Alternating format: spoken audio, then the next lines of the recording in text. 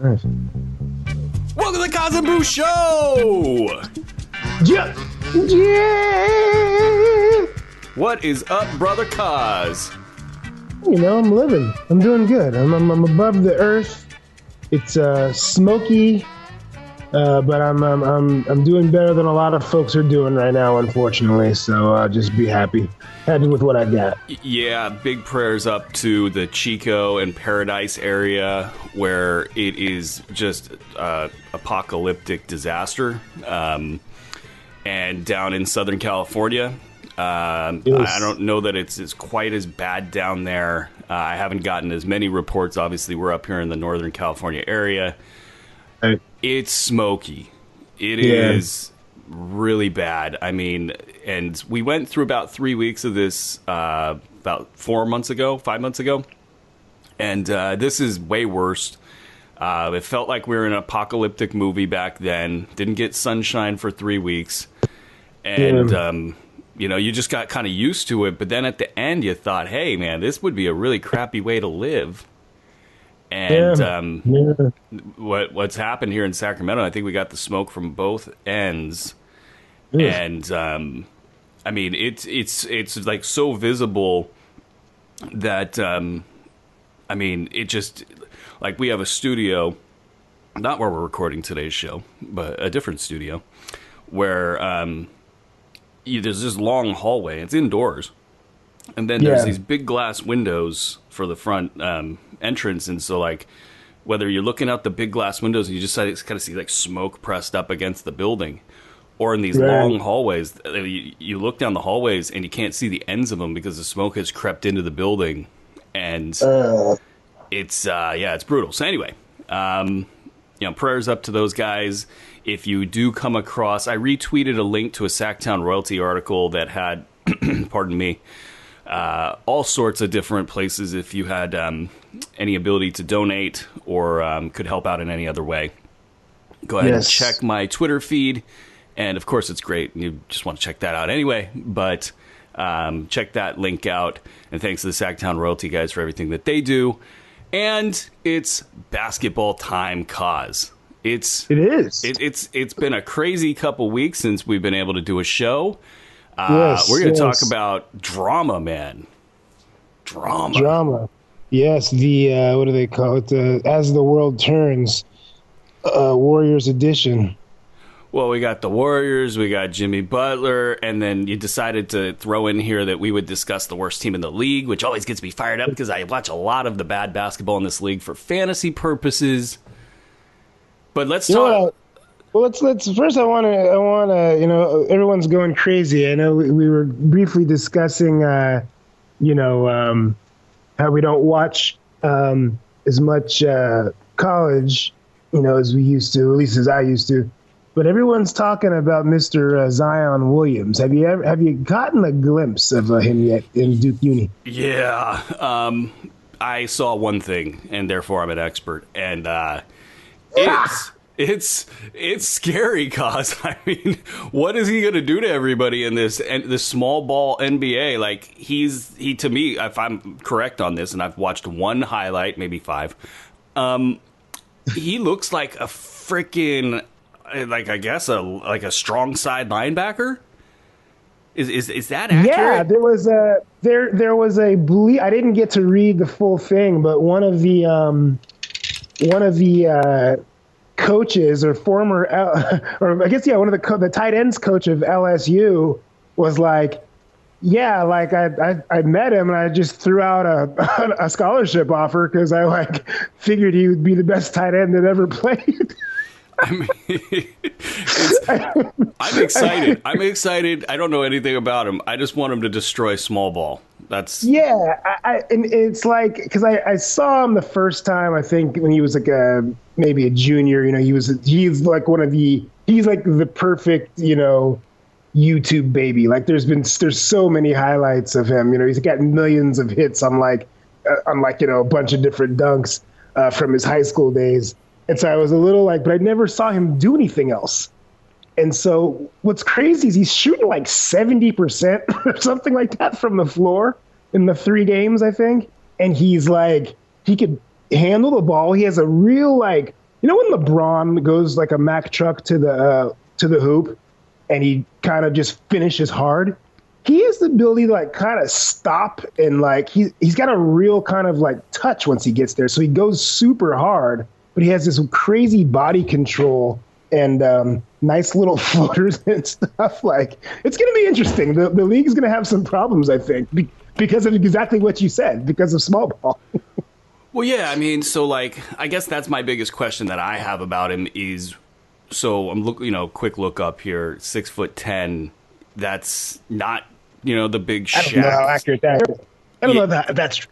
I don't think he's that big. I don't think he's that tall. It's Wikipedia, cause it's got to be accurate. No, well, then never mind. I stand corrected. But I mean, so let's say he's 6 foot. Actually, it's funny. I read the wrong thing. It says he's 6'7". I don't know. Okay, that's more. Is that more in line? So he's not big, yes. But no. God, he's just so big. I mean, like the dunk that everybody was going crazy, and I tweeted the video of. His hands are way above the square, dude. Like, you know, I don't know what was the movie where it was Tupac was in it. Oh, above the rim. They're touching the square. Him and Nutso are touching the top of the square. Kids, go watch it. It's great. You thank us later. He would easily win that game against anybody. Oh, dude. That movie was great. Remember, like I love the in-game bounce pass alley oops on the 8-foot hoops. That was back when people first learned that you could take a camera, put it on the ground, and point it upwards, and it'll make anybody seem like they're jumping 15 feet into the air. That was great. I miss Tupac. I just saw a picture of him and was it Thandie Newton? Thandie Newton. The actress? Okay. Yeah, no, they did a movie together. I did not know. Thandie Newton. Let me look her up real quick. I get into a big debate with. I've gotten into a big debate with people, and I thought he was a really good actor, and I think that he would have. Like people were like, all this music he would have made. I was like, I think he would have long had. Ventured into acting. I don't know how many more albums he would have made. Had he not died, because I thought he was a really good actor. Well, I don't know if this is the exact right school, but he started in a school, and I want to say it was like the Juilliard School of Acting, and it might have been for kids. It wasn't Juilliard. It wasn't Juilliard, but it's a similar type of school. Yes. Yeah, he was. Oh man. We got just robbed, man, of great rapper, talent, actor, people. Just like, man, brutal, and senseless. And I still can't quite understand how we don't know who the killers are. Do we know who the killers are for either of them? Him or Biggie? Yeah, the Biggie one seems to have a pretty solid suspect, but there's just no, these things like. You imagine that happening today? Like in this day and age, like somebody would have been arrested a long time ago. But it's like, things go cold, and and then witnesses have died. It's been both of them. There's a lot of good intel, but no DA wants to be the guy to bring that to trial and not win. So that's kind of another gripe I have with our justice system. Make an effort, make a play here. Let's go. Make a play. Well, make a play. I'll make a play. I'll say Tupac was better because I'm a West Coast guy. I'm gonna go with Biggie. I'm a Biggie man. You're more knowledgeable. You know this better than I do. So I'll secretly think Biggie's better. But I like Tupac. Just always been partial to him. Definitely heard way more of Tupac being out here. Anyway, all right, let's talk some hoops because we got some serious drama to go through. Man, both. Let's get Jimmy out of the way. You want to get Jimmy out of the way? Let's get Jimmy out of the way. That's a warm up. I need a warm up before I get into the Kevin Durant stuff.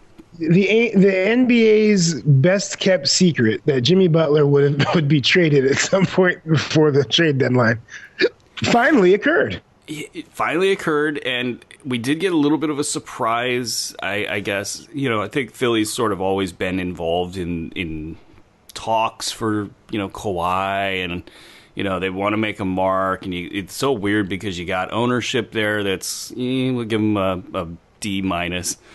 You got Brett Brown sitting there trying to be the GM, and then they bring in Elton Brand, and who knows how much say Elton Brand has at this point in time, because the Philadelphia 76ers owner was talking with the Wolves owner directly a lot during this trade.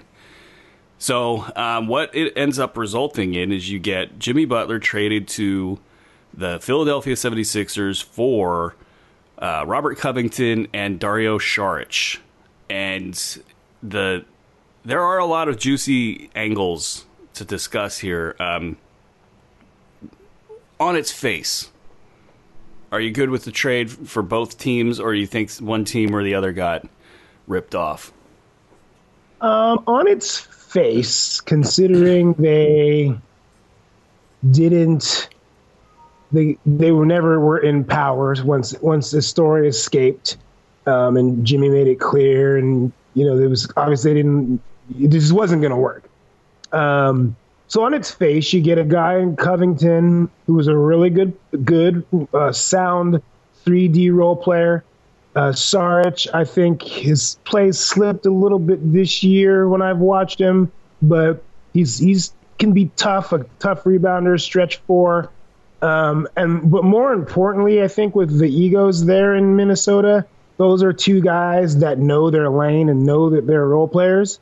And so I think that they're going to be happy, and that locker room needs some calm. So I think that they did about as good as you can get if you were Minnesota. And then if you're Philly, just from a basketball perspective, you have a really good player coming in. He's going to give, I think, a much needed sense of urgency from each game, because Jimmy Butler doesn't take games off and doesn't take plays off. So I think that's missing, particularly in Simmons, quite a bit. And I think at times in Embiid. So from a basketball perspective, I think it's a really good trade. Now, when you want to talk about locker room, talk about maxing him out this summer, that now you're a different set of things that only time will tell. But they made a splash, and we'll see. Well, let's stay in Minnesota for this, because I need a little bit more warming up here. A little cold out here in Sacramento, a little smoky out here. I need to warm up a bit before I start talking Philly, because there's some actual stuff that let's just call it close to home for me as it goes to the Markelle Fultz situation. But the yeah, right, yeah, and so we'll get into that in a second. But with the Wolves, I think Dario Saric might not be quite as happy as you're saying he is with the playing time situation, and Tibbs has already declared, at least by the first game, that Taj Gibson is still his starter. And it's kind of hard to even envision this Wolves team without Taj Gibson starting in that 4 spot. He did after the game say that he might have to play Taj at backup 5, which is hilarious for Gorgie Jang supporters. That guy can't catch a break. But the fit there with Saric is an interesting one, because Tibbs has his guys, and he's probably not going to be ready to cede the floor to Saric until Saric has some display of toughness. I don't know what he's got to do. He's got to grab a beer bottle with his teeth and crack it open or something. I have no idea. But that's his. That's a little frustrating. He can't sit down during timeouts when he comes off the floor. He has to hop on one foot and say, "I got it, Tibbs. Give me more minutes. Give me more." You can't go to the bathroom for a week, man. And so, I think that's a big question there. But Covington came in. I don't know his minute count off the top of my head, but I want to say it was 42 minutes in his first game, and that's classic Tibbs, and it speaks to his reputation as a defensive player. Now, I've actually thought that Bob Cove is a big hoop ball guy. He's been forever, since he was a G leaguer. But the knee issues, his lateral quickness is not where it needs to be. He's got great instincts, gets a lot of steals, so you can't complain there. But he's been, Tibbs is really good with him, and he's going to jump right in. Now, they played really well in that first game, and you kind of expect that from a betting perspective, or even just, not betting teams. These kind of games are made for Andrew Wiggins. That's the one game during the next 2 weeks where you knew he was going to ball out and play as hard as he possibly could. So that's like a throwaway for me. Well, and it's so, again, this is a tasty morsel warm up, but it's so, he was out all those games. I don't know. And I would need like a trainer I trust to tell me that he was really, really, really hurt. I could easily see him being partially hurt and being like, I'm sorry, you're talking about Wiggins here. Yeah. He's partially hurt and just not playing because of all the drama that's going on, with Jimmy Butler. And, that team, it was funny. There's a lot of, front office people who've been around for a while with the Kings who, I kind of trust their basketball opinions, believe it or not. They're not in decision-making roles, and it's not Vlade. We could talk about them with the worst team stuff. I'm not trying to throw shade at the Kings. What I am trying to say, though, is like they were all just sort of like, wow, what are we seeing here in that last game that was the last game that Jimmy Butler played? So that team was being turned upside down. And so now Wiggins comes back. He plays a big game. Cat plays a big game. They win. So what, I guess, does this put them in the playoff discussion? Does this somehow free them and make them a better basketball team with a better trajectory? I mean, did they come out of this with a win? Because it kind of felt like that. No, that definitely. I mean, this was an albatross that had to, be fixed. I mean, it's certainly going to make them, play better and feel better. And they're only, 2.5 games out of the 8 seed, and we're so early in the season. So there's no reason that they can't put it together. Now, they'll fly high for a while, but you still have the problem of Tibbs and his coaching.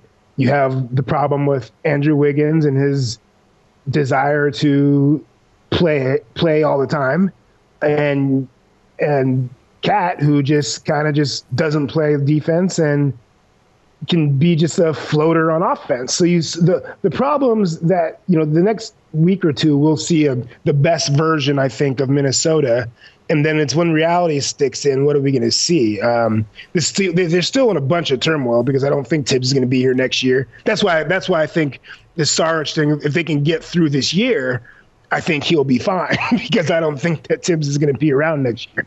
So they're still a mess, but they do have a puncher's chance, for sure, to make the playoffs. Of course they do.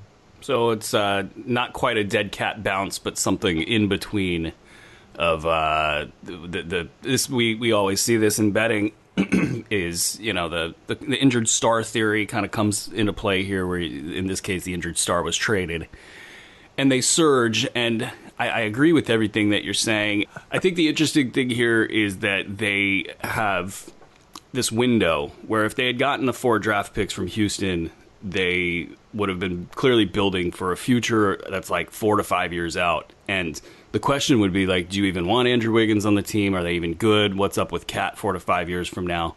And they fill this with players that are basically win-now players. I mean, I alluded to it earlier, as Covington's knee isn't great. He's probably on the downslope in the next 3 years, if not sooner. And then Saric, he's probably, if I had to guess, in his prime for these upcoming 2 to 3 years. So it feels like they're trying to win now. And do you think that was wise, winning now versus winning later? I would have taken the draft picks. I mean, I would have taken the draft picks because this is, they are just a strange organization where the leadership is just so lacking. I mean, they kind of nailed their coffin. There's not really anything they could do after they made the Wiggins deal. There's just really nothing they could do. So I guess winning now isn't the worst thing, but you're not really what does winning now mean? I mean, winning now, you're nowhere close to the Warriors. So to me I don't know. It doesn't make sense. I would have taken the draft picks, but that Wiggins contract is just and it's funny. It just handcuffs you. And it's funny. So when that contract decision was made, I don't think there was all that much stress going on in Minnesota where people were like, this could ruin us for years. I think the conventional wisdom started kicking in around the league where it's like, oh, yeah, you got to max out all the young guys. There was how much pushback was there really against an Andrew Wiggins deal at that point in time? And look at how it is the most important detrimental thing that they did. Yeah. And so you have to watch and be careful for people, when you're rooting for decisions that your team's going to make when there's not a lot of pressure on you and it seems like the media is just all for something like that can really be a big deal and spin you sideways. Now the other side of the deal, Jimmy Butler, Joel Embiid, and Ben Simmons. I don't think that works. I don't think it works. And I think the first box score that we saw with Ben Simmons, really just all of his numbers were muted. And Joel Embiid had a big game. And this will all normalize, don't get me wrong. But Jimmy Butler at least necessarily takes like a quarter of the usage out of Ben Simmons' hands. And At least, right? And then what's Joel Embiid going to do? I mean, he's like the big wild card here because I don't think he could give zero fargs about anything. Like, he's going to basically, in my opinion, I think if Jimmy Butler starts piping up with stuff that isn't good for the team, I think that he's just going to call it out. And so, he'll be on social media immediately. Right, which, I mean, Embiid is his own universe of, questions. Like, is he capable of leading a team? I mean, he does stuff where you kind of just go, yeah, it's funny. It's fun to talk about. Is it good? But yeah, it doesn't happen on good teams very often, on championship caliber teams. And then I thought we got a real window into Jimmy's soul during this entire process, where we really haven't had that in the past, where he reminds me of the guy in the office that has to tell everybody how hard he's working.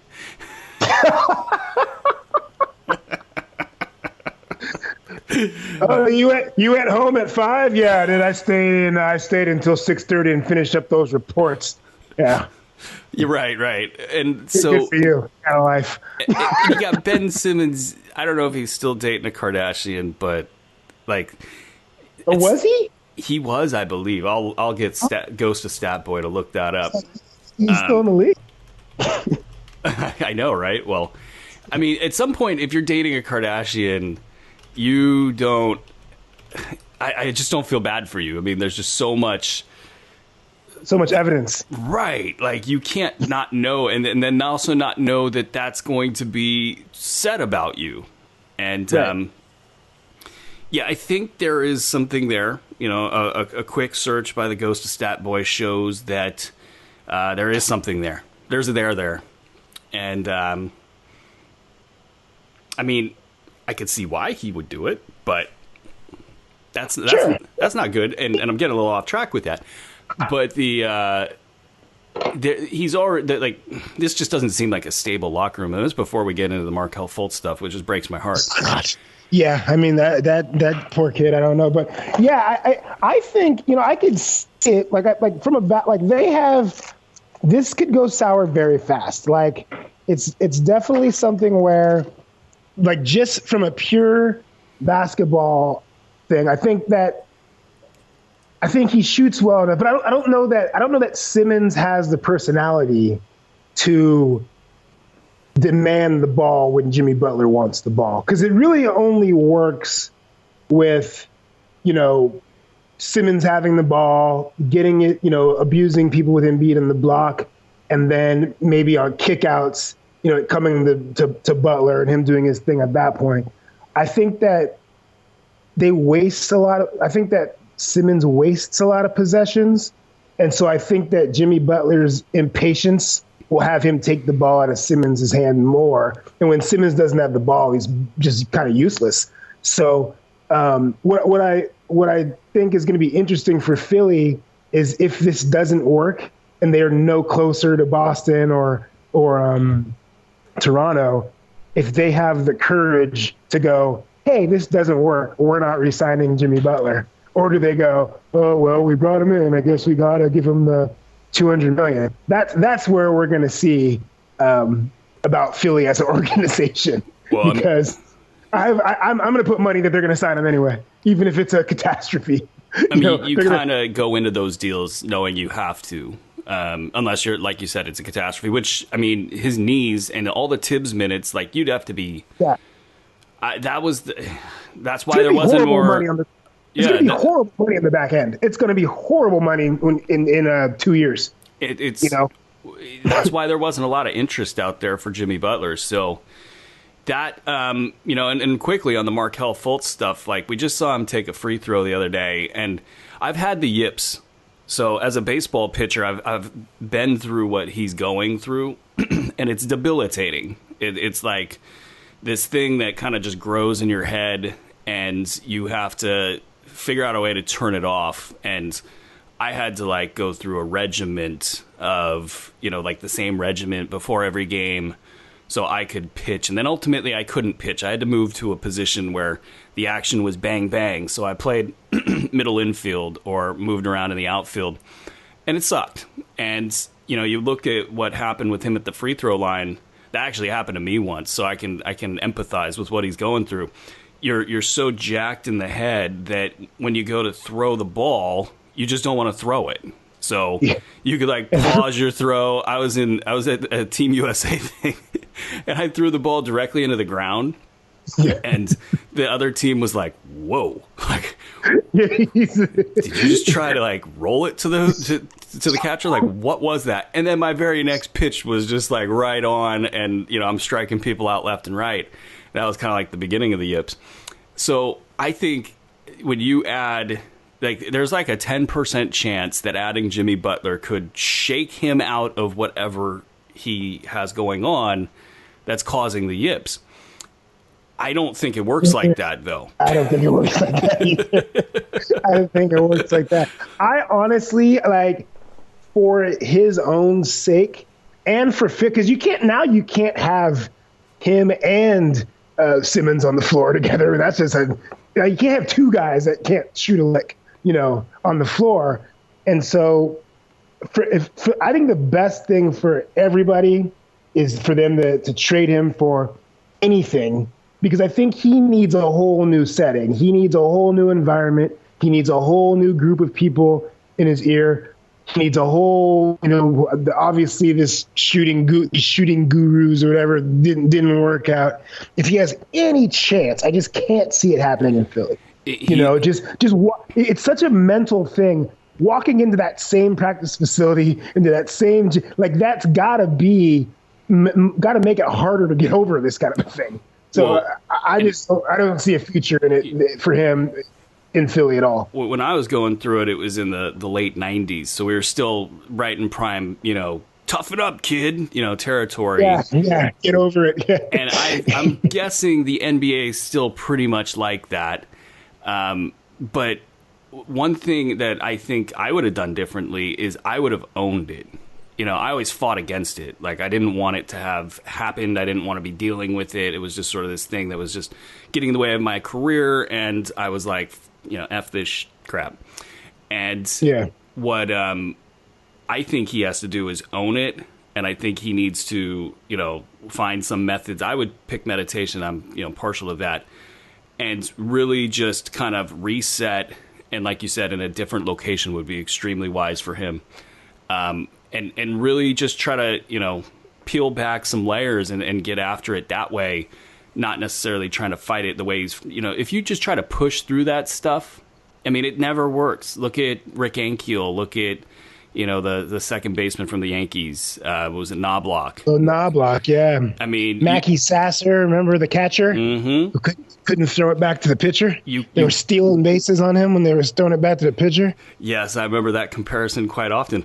Yeah, you have to just sort of be able to sit inside it, I think, and then once you've come to grips with it, okay, yeah, this is a thing, then I think you might be able to go forward. I would love to have been meditating back then to, just to have the challenge to see if that would, work. And, but it's going to be a disaster there in Philly for a little bit, because I don't think that it's going to fix Markelle Fultz. So if he doesn't play much, which if you can't shoot a free throw, that's tough, man. You can't go to the rim hard. You're already a questionable shooter. The timing of plays gets thrown out of whack. You just added a big piece in Butler. Your depth is questionable. I mean, J.J. Redick might play a million minutes. He's gonna have to. And that's what's interesting. Like against those there'll be games during the season that'll be fine, but against those high caliber teams in the playoffs, somebody can't get double teamed and you whip the ball around 3 or 4 times. It comes to you wide open. You can't just hold it. You got to let it fly, and he's not going to be able to do that. So the chances of him being able to play, especially as it goes down the stretch of the season and you're jockeying for positions, especially when you have a guy like TJ McConnell there. I mean, I'm not going to sit there and hope for the best with Fultz if I'm Brett Brown, when I could put McConnell and Redick in, just go small. And McConnell, he's a good player, and I mean, they pulled Fultz from the starting lineup, so that was kind of step one. And I think after that free throw, for those of you who didn't see it, he basically went to shoot it, and I've done this just imagine on a baseball mound, and it's even more humiliating on a baseball mound. Like, he goes to shoot it and gets to almost the extension point of his free throw, and then he stops because he wasn't ready to shoot it. He couldn't pull the trigger, and that's the yips. And so, I mean, I think the correct response is you can't have him in the game. So but you got a lot of agendas, like, we got to play this guy as top overall pick. No, you don't. So anyway, the Sixers, I'm glad I got the under. I'm glad I pounded the under for those guys. That's a tasty morsel compared to the drama that's ensuing in Golden State. And I might tell you guys to go listen to the old Cause and Brew shows at the beginning of the year, because I think we outlined this drama. Did we? I mean, are we nailing it? I'm not. I believe. Well, I think we. Sorry, I just got distracted. I was watching that free throw again. Don't laugh at his yips. No, you can laugh. I know. It's funny. I know. It's funny. It really is funny. But you just feel bad for because he just seems like a really good kid. So you just feel bad for him. But Warriors, I mean, we've thought that there were some personality issues. We've outlined that, I think, in some great detail. Yeah. Give me. What do you think about this? I think it comes back to the Houston series.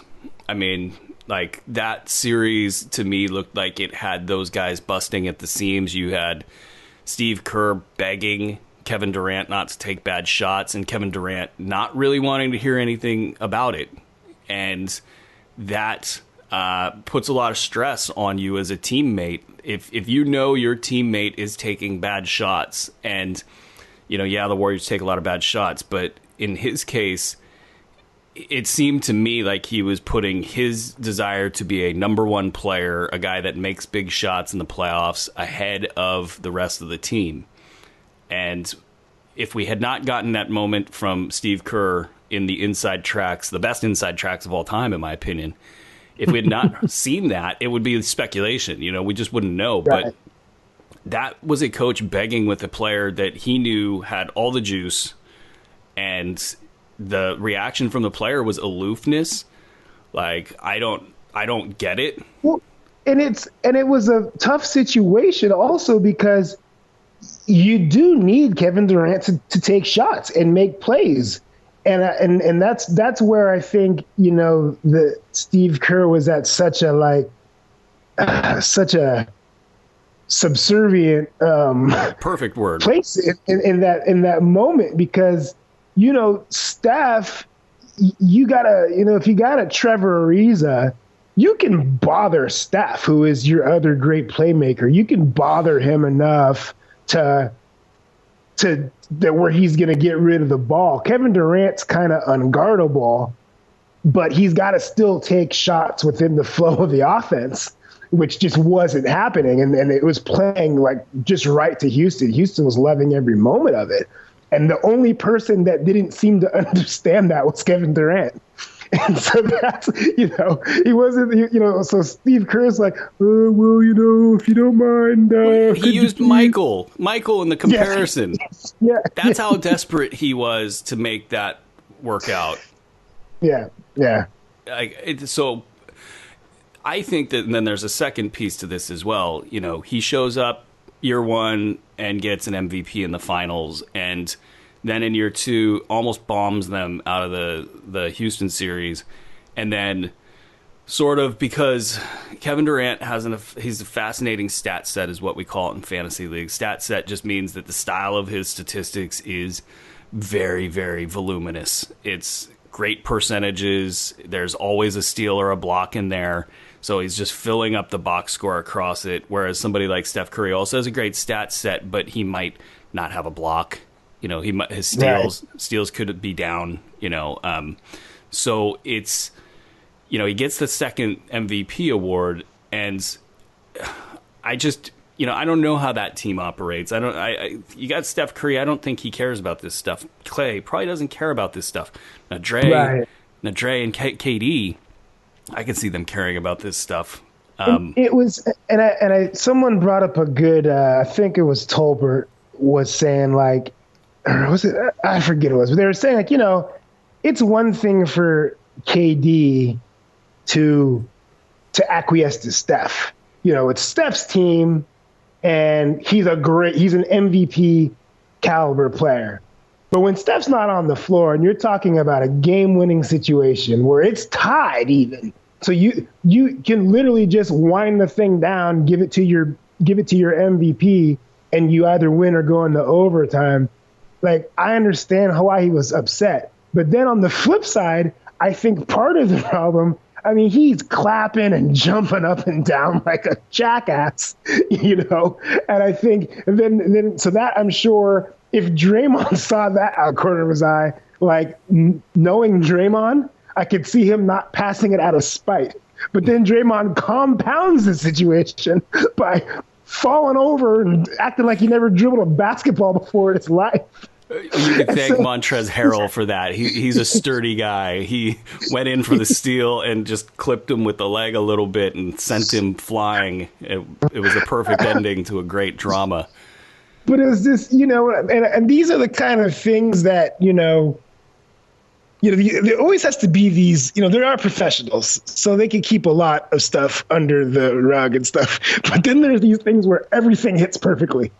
And this was just one of those plays. Well, and everything that's under the surface boils up. The key being everything under the surface, because this could have happened. It could have happened on any other type of play, and it's been happening. They've been barking at each other in the huddles prior to this. Sure. This was the one that made it all come out. And so lots of drama to unpack. But, my thing is, I think, like, KD, if you're not able to learn in a game 6 against the Rockets down 3-2, like, if you can't learn in those scenarios, I think there's probably some resentment over that. That's a team that flings it around and takes a lot of bad shots. But I think that and getting the kind of the, I was the best player for this team for 2 years because I was the finals MVP. That kind of treatment, I just think that there's a very big possibility that that's rubbing, somebody like Dray, who's given up money, for this team and probably sees himself as sort of the orchestrator of how they've come together. And, sure. Him sort of going, hey, man, like, you need to fit in with us a little bit. at least. And that's, I mean, I think that's part of that. He pretty much said as much. As part of his tirade, he said something to the effect of, "We won one before you were here," or something like that. And so that clearly is something that bothers him. There's also the element of this suspension. Yeah. Because to me, I mean, stuff happens. I mean, people get into full-on fights, and they don't, as long as it happens behind closed doors. That was the biggest thing about this thing that I thought was just like, and that doesn't it reek to you of KD's people were like, you guys need to get this, and you need to get this thing handled because our boy is definitely walking next year. If you don't get this guy under control, you have no chance, kind of a deal. I think it was maybe implied. Because that's, the I'm decision sure they didn't came go in down and from say Kerr. you have to suspend him, huh? The decision came down from Kerr, and right. I think Kerr was the one who made it because this was such a big deal. You had to go with the person who's the spiritual leader, and I use that loosely because I don't know if he is, the spiritual leader of that team, that organization. I don't think it's Lacob. I don't think it's Myers. Right. I mean, so I guess it's maybe Kerr, but it could be Dray, and it's probably Steph. Who knows? It's probably Clay. Clay the Buddha. So you make this call because ultimately a lot of people think that Joe Lacob is a big Kevin Durant fan, maybe more so than Steph Curry. You're moving into a new arena, and the idea that you're going to lose Kevin Durant over Draymond Green doesn't sit well in the front office. Right. And so you suspend Draymond Green. Right. And I think we all know now what happened in that locker room. He, aside from in the huddle calling him a bitch over and over and over again, basically said exactly what you said earlier, Cause, is that we won without you. Go along on your way, to free agency, expletive. And right. There was a point in time where Kevin Durant winced in that, reportedly. And it probably was this catch point where you've gone too far, Draymond Green. Right. Everybody in the locker room knew that Kevin Durant felt he had gone too far. Everybody in that locker room knew that might leave a mark. Right. And now there's a rationale to suspending Draymond Green because, it's conduct unbecoming of a team. You're hurting our chances in free agency. Therefore, we can suspend you. Right. Green doesn't sound like he's cool with that suspension. Like, he might fight that. He's already appealed it, I think. Well, I think he said he's got a year to do it, so I don't know what's happened this morning.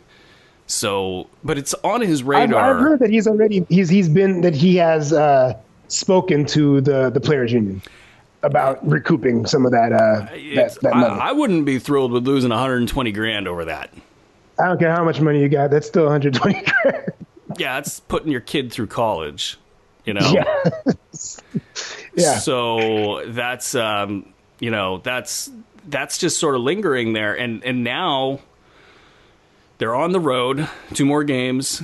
Steph Curry's traveling with the team because he's going to basically... He needs to. He needs to. Well, I mean, he's hurt, and he's not going to be playing, and he's just going to be sitting there, absorbing drama as this entire organization will. And it kind of comes back to Kevin Durant, the person. So, we bagged on Scott Brooks and OKC forever, and they couldn't get it together. And we all always did say that Kevin Durant was probably a part of this. Sure. All of the bad. He had to be. I mean, it doesn't take just blame Brooks and Westbrook. He had to be. It doesn't take a rocket scientist. The film shows it. The film shows it. Well, in terms of shot selection, but even things like, the bad offensive system, playing Kendrick Perkins, like those are things that KD was complicit in. Sure. And so then he comes to Golden State and, he's good until the Houston Rockets series. You know, because nobody really thought that there was any way the Warriors could lose until that series. Right. And the KD, you know, I mean, we've seen the pettiness, we've seen the burner accounts, we've seen, you know, a guy who's not quite happy with winning championships. You know, there's this sort of gotta get to the next level. He's still fighting something, and it's been ugly, I think. And so is he going to be somebody you hitch your wagon to if you're the Golden State Warriors? I mean, I wonder, like, okay, yeah, Joe Lacob likes him. Joe Lacob likes the idea of Kevin Durant in that new arena for years. But what does Steph think? What does Clay think? You know? Yeah, I mean, it's going to be, I mean, I think all this being said for this year, they're very, very fortunate that they have that 280-pound monster that's going to be coming to them at some point, that will be able to disguise even more issues that they might have internally. But it is DeMarcus something. Cousins. Yeah, you know, so that's going to clean up a lot of maybe now. I mean, you know, my wife said something when we were talking about it. She said, you know, you're only crazy if you're the craziest one in the room. And so comparing DeMarcus to Draymond, you know, maybe DeMarcus isn't going to be that bad, but you know, it's going to be interesting because this is the free agency year that's going to set the course for these Warriors. I mean, the talk has been, man, who knows when they might be in the next, you know, 6 finals or something. Well, if they're not careful, I mean, I think Clay wants to stay, but we're still very early. If this Durant stuff doesn't change, maybe somebody else can get in his ear. You know, maybe Draymond says, hey, after this suspension, maybe I'm not going to take less money. He can qualify for the Supermax, right? Who? If he gets Draymond, if he gets another yes, I believe all defensive. If he's like first team all defense, but he's not getting that. Huh? He ain't gonna get that kind of money. You don't think there's a stupid team out there that's gonna give it to him? Not in this cap climate. Not where the money tightened up, and I think that he's gonna have a hard time, and it's his age that I think is going to make things tough because, you know, the back end of that deal, you're looking at a 31, 32-year-old player that you don't really trust. And here's another thing that, like, smart teams are going to see. Dray he's kind of got the yips. Like, he doesn't want to shoot anymore. No, he doesn't.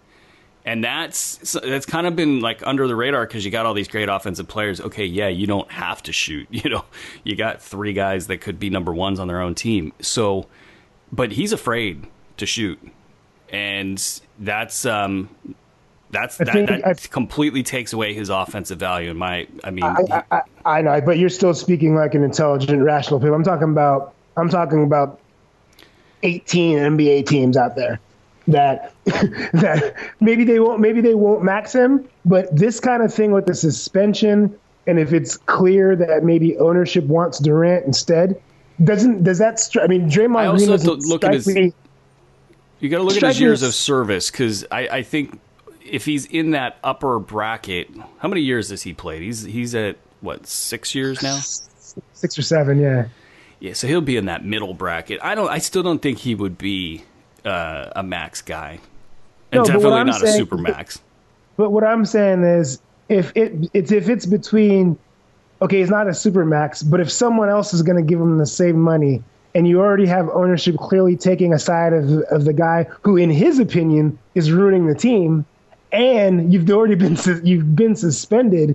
I mean, Draymond Green doesn't strike me as a guy with a short memory, you know? So if someone else that can use his services that can maybe even go a little bit under what the Warriors would pay him, I don't know. It's not out of the question now. Oh, no, you know, no. The dynasty is in jeopardy. Like, because if you... Like, say you go back to Steph, Clay, and Dray. Like, those guys are going to lose they're going to lose something on their fastball. Not Clay. Clay's kind of, to me, still improving. You know, I think so. Steph's injuries are going to start, you know, piling up. He's going to be great for another 7 or 8 years, but is he going to be peak Steph anymore. And I don't know about that. I think he's in jeopardy of how long can he be on the floor? Because what I'm seeing from him right now, I mean, his scoring IQ is just off the charts what he's doing right now.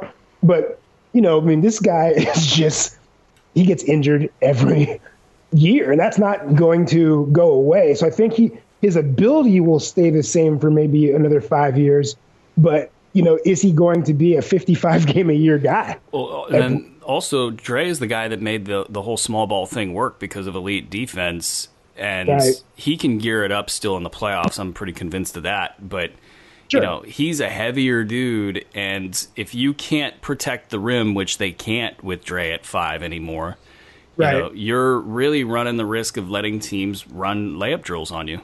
And right. that's so. I mean, I think when you've got KD there, he provides enough rim protection and also just a stacking of the deck of talent to where you don't even worry about that stuff.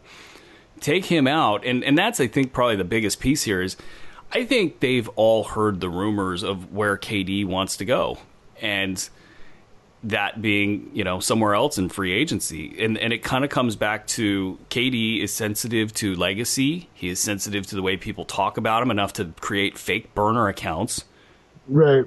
And so if you think you're never going to get your just desserts in Golden State because of the presence of Steph and Clay and Dray, maybe the feelers have been put out to all of those other organizations, and the NBA is a small little bubble. Everybody knows everything. The constant tampering. Right. It's nice. So, like, Dre knows that you're out there flirting with these other teams. Your proxies are saying, okay, if this, then that. What are you going to do for us? Are you going to, who are you going to get in addition? What the LeBron stuff in LA? LeBron and AD possibly, pairing up in LA, like all that stuff. And, you've got this culture where, would you really walk away from us? And Dre being the guy that's right at the middle of it, this stuff's been festering. And yeah. I at this point now wonder, does this impact their championship run this year? And that was the question we were asking at the beginning of the year. We said something like this would need to happen. Right. Well, now it's happened. So where are we at now? I don't see them not. I think Houston's got such a. I mean, they played very well yet last night, but that's still minus Steph and DeMarcus Cousins. I think that they're just so overloaded with talent. I don't see any way they can't get out of the West. Considering they're all healthy. Even with disjointed offense, even if they all hate each other's guts, I just don't see that they can't get out of the West. And then, maybe being in the East, something about not playing a team too often gives you a little extra courage, even if they're better than you. So even, Toronto and Boston, maybe have a better shot, with all this stuff going on. But I still just can't see with that much talent that they are going to lose. But this makes it a lot more interesting, and definitely is going to bring them closer to earth. But for the future, I know there's a lot of, us Laker fans are sitting back and smiling because I can't imagine if he does leave the Lakers, this idea that he's going to go or leave the Warriors, this idea that he's going to go somewhere to be the man on his own and then come back to Golden State and get booed and lose. He's going to go somewhere where he knows he's going to have a very good shot at beating these guys. So all of us in LA are just, we're just as happy as larks. One of the fascinating things about the super team era, there was teams in the past that tried to pair up and all of that. But those teams also, maybe because of the defensive rules especially, but they always had a pecking order. And one of the interesting things of the super team era now is, you can pair guys up, but they still got to find a pecking order. And there was a writer that said this, that, all good teams, have that. And I don't remember what he said, but I feel like I'm giving you credit. even though I don't remember what you said. But basically, if you don't have the pecking order figured out, you're just not close to optimized. In Sacramento, maybe we'll have 3 seconds to talk about bad teams. They're not on the list. They don't have a pecking order figured out. So they go out there, they run stuff without De'Aaron Fox or Bogdan Bogdanovic initiating the play, and they waste about 20 to 30 possessions a game. These super teams, the Miami Heat in their first year, right. trying to figure out who gets what, when, and where. That's the biggest thing about basketball. Once you have that figured out, everything else opens up. It's just, but then you got to have everybody on the same page. Right. And so, yeah, to your point, KD, so say he goes to LA, which I could totally see him doing, because you're right. I don't think he wants to go somewhere else and then turn around, go to Oakland or San Francisco, unfortunately, and get booed and lose. You're right. He created burner accounts, people. He's not going to go in there he's not going to lead the mighty New York Knicks in him and Jimmy Butler into Oakland and think he's got a chance. I'm sorry. That's not going to fly. And all the concoctions of the pairings, like would Kyrie Irving go to New York, and if you look at down the list, you've got 3 teams that are kind of competitive in this year's finals. You got the Warriors, you got the Raptors, and the Celtics. The Celtics are dealing with it right now. They got too many guys, not enough basketballs. Yeah, absolutely. And so how do they work through those issues? And then with Toronto, you got Kawhi Leonard. Is he going to stick around? How will they work through that? After, say 2/3 of the year is gone, and it's getting to be like, hey, all the chirping and your agent and your agent's people and your people, are all whispering, trying to get the next super team together. And, what if this, what if that, so you can make your decisions. How does that pull on the seams of a team? We just don't know. But whichever team figures it out, it's like if, say, Toronto's, got good chemistry. Yeah. Oh, man. Against a team, but that, you got Valanciunas can bang around with Cousins. I think that's a 6-game series anyway. Even if there wasn't that, so it's definitely. But I think them and if the Celtics were to figure it out, because if they have Baines, I think those are the. I think compete, those two man. teams have a much better chance, especially if the Warriors are not together. They have a much better chance than anybody in the West. Quite honestly. But I think the funny thing about Toronto is, though, I think that one, they have the pecking order. Everyone there knows that Kawhi is the man. But plus, they also have the pecking order coming down from ownership through management, that we understand this is a 1-year rental. Like they understand that if he signs, great. That's gonna be awesome. But they understand that this is a one-shot. This is the Florida Marlins type of championship. We put all our chips in. If we get it, awesome. So I think that I don't see them having those issues. I think that they're gonna the total line as a team throughout this whole thing. I'm kind of with you. I think the Raptors are scary, and it's kind of scary that the Kings actually played them really tough, and they were beating them up and down the floor. And the Kings, you would think, if we close out, I just want to get your quick thoughts on the worst teams of the league. The Kings are not close to that now, which is kind of odd. No.